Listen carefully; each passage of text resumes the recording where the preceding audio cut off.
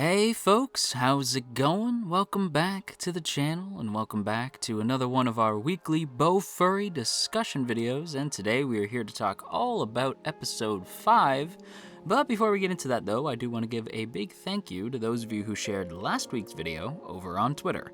At Janime, at Bubblubber, at DragonKidTV, at Matthew3645, at Clarissa Prama, at Sirius9752, and at DXAna. Thanks so much for sharing last week's video over on Twitter, everybody, and if you too would like to have your name shouted out in next week's Bofuri video, then be sure to share this video around on the internet, and then tag me at JoJo Talks Too Much over on Twitter, and I will be sure to shout your name out in next week's video. Okay, so with that said, we are going to go ahead and dig into this week's episode, and honestly, not a whole lot happened. This might be my shortest Bofuri episode review video, whatever you want to call it. I shouldn't say that not a whole lot happened. It's more just like stuff happened, but it's not super noteworthy. This is the end of the second event, but it ends on a relatively quiet note. It's not as bombastic as previous episodes, but it still holds that Bofuri charm that kind of won so many of us over in the first place. Most importantly, in this episode, we get the introduction of the new character, the pink samurai herself, Kasumi. And Kasumi is genuinely really fun, and it's the first time in a while I got to really dig into some character stuff. You guys, if you've been around on the channel for a while, say like the JoJo's videos, you'll know that one of my favorite things about doing the JoJo's discussion videos was talking about when the different the show would start to change up the color. It's one of my favorite things about JoJo's is that their color palette was ever swapping and would sort of reflect whatever was going on in that particular scene. And I don't really get to do that with other shows, of course. They don't always flip the color palette, although I wish they did. But when a new character is introduced, I do like to go into their character design and try to figure out what it is about the character that they're trying to get across.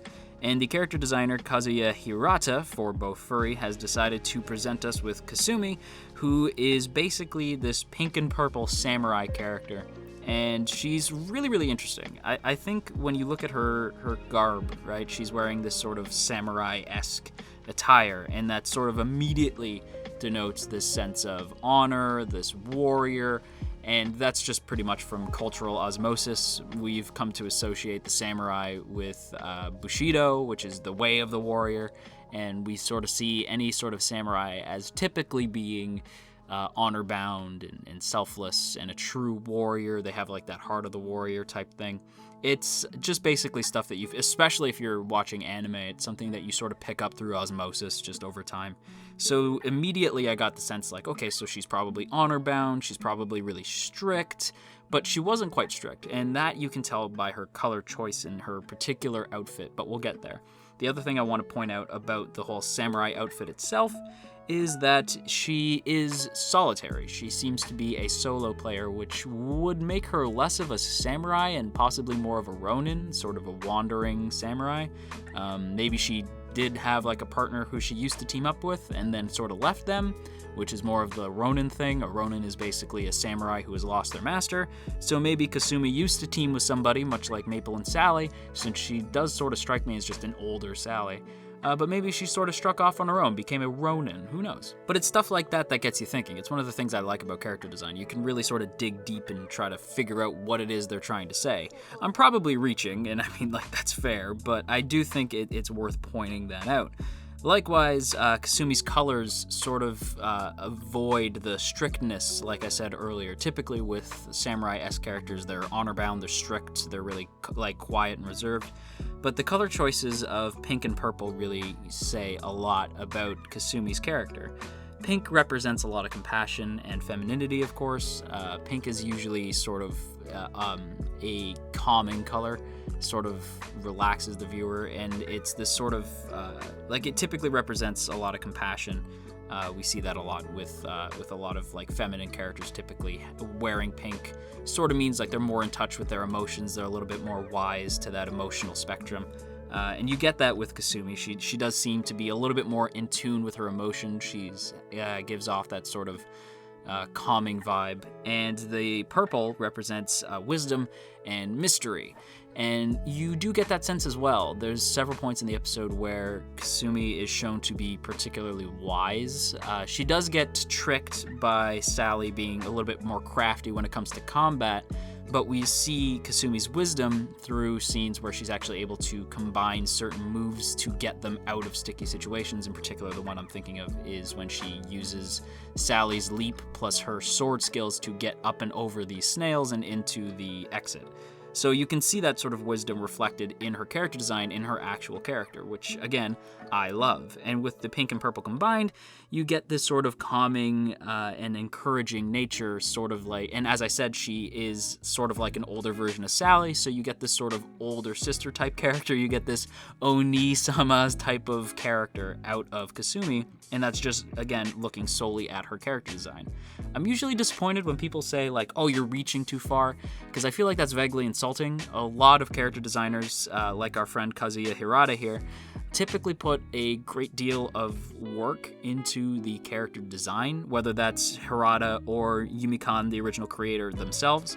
A lot of work goes into character design because they have to tell you a bunch about this character just by their visuals. And I feel like you can tell a lot about a really good character design can tell you a whole crap ton about that character without the character even having to explain their backstory, just visually speaking. And while Kasumi isn't the most in-depth character we've gotten to look at, I do feel like her choice of like her color design, her character design, everything sort of reflects her character itself. And I do think that that's worth noting and worth pointing out and giving a lot of kudos to. Kasumi was the character I was most interested in during this episode because we already know that Maple and Sally are great, so I was kind of excited to see a little bit more of Kasumi. We do get to see how level-headed she is. Again, that's sort of reflected in that One-sama type of personality. She doesn't really get salty when she's paired up with these two, against her will, mind you. She initially attempts to attack Maple and Sally, because she herself is already shown to be quite skilled since she ranked relatively high in the Battle Royale from a couple weeks ago. And yet at the same time, she's not stubborn to the point where she refuses to team up with the duo once she is chained to them. As soon as she's bound to them, the whole tune changes, and she apologizes for attacking them and putting them into that spot in the first place. And again, that sort of strict nature that you might expect from the samurai garb sort of devolves, and the biggest takeaway from the samurai outfit is just she's skilled with a sword and she's seemingly very honor-bound. And she doesn't attack them, she doesn't try to sneak up on them at all, like she makes her presence known, all this stuff. It reflects really well on Kasumi, and she does sort of disappear for like the midpoint of the episode, but she does come back later, and it's relatively clear that she's going to be a recurring character of sorts. I do hope we get to see even more from her going forward. I'd like to have her get like her own little mini character arc, maybe becoming closer with Sally. She does seem to be closest to Sally between her and Maple. But yeah, I really, really dug Kasumi quite a bit. We do get another character in this episode as well. We meet Kanade. I think her name is Kanade. Boy, jeez, my pronunciation is terrible. But we do meet another character named Kanade during this montage, which I'm sure our boy Andy News might be able to do a skipped content video on that, because it did seem like the montage was skipping over quite a bit from the original series. I don't know if that's true. I'm sure you guys will let me know in the comments. But it's unfortunately Kanade doesn't really leave much of an impression. Her color choice in her character design isn't like really specifically saying much about her at all. And her design's honestly kind of bland, especially by comparison to Kasumi. And we don't really get to know a whole lot about her. It's a very brief introduction, and I have to assume that we're going to be seeing more from her down the line. She's basically depicted as being this sort of weak and underleveled, but yet really clever and smart character, and those smarts actually allow her to sort of stand on par with the other characters. At least that's the vibe that you're given. We don't really know a whole lot about her, and we're likely not to see her again for a few episodes, but yeah, especially by comparison to Kasumi, it's like the one point in the episode that I thought was a bit of a miss was the introduction of Kanade. Hopefully that improves. I don't hate her character design or anything, I just think it's kind of bland. Like it didn't really impress me as much as Kasumi's did.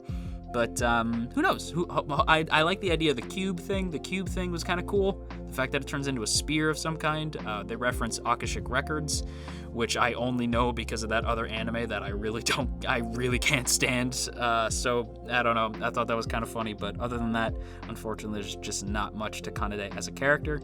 We also get another boss fight, but it's not a boss fight like we've seen in the past. It's more of a boss fight like we saw in episode 1, where Maple just steamrolls through the thing. But I have to point out that, holy crap, it's actually the Kraken. We actually get to see the Kraken. That was a genuinely funny moment. I thought that was really cool, especially since if you watch my video on the introduction of Sally, Sally into New World Online, since we knew Sally previously, but Sally's introduction to New World Online has her fighting this like undersea monster, and I referenced that as the Kraken, even though I knew it wasn't a Kraken.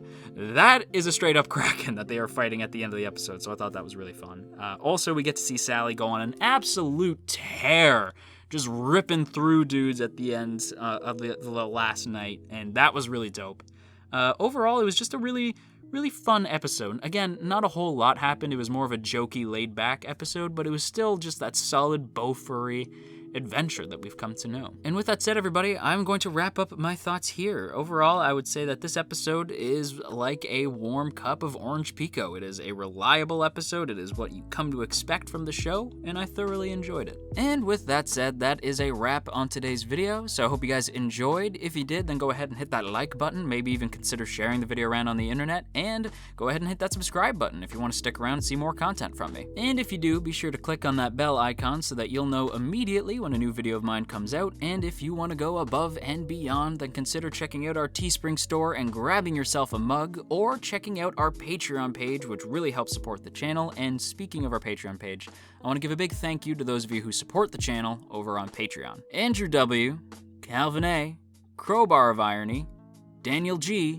Digger the Fox, Emily, Ionos, Urza, Ginkotaku, Godzilla Fan, No For Nothing, Maria Teresa, Marshall B., Mirth Mouser, Cell, Shadow Creative, Stephen G., Sakochi, Tristan G., and Veridin. A huge thank you to all of you who support this channel over on Patreon, and if you too would like to join the T Squadron, then be sure to check out the link in the description to check out our Patreon page and get access to our Patreon exclusive Discord for as little as $1 a month. And with all that said, I want to once again thank you guys so much for watching. I hope you have an awesome day, and if you are feeling stressed out today, then you go have yourself a warm cup of tea, and I will talk to you all again real soon.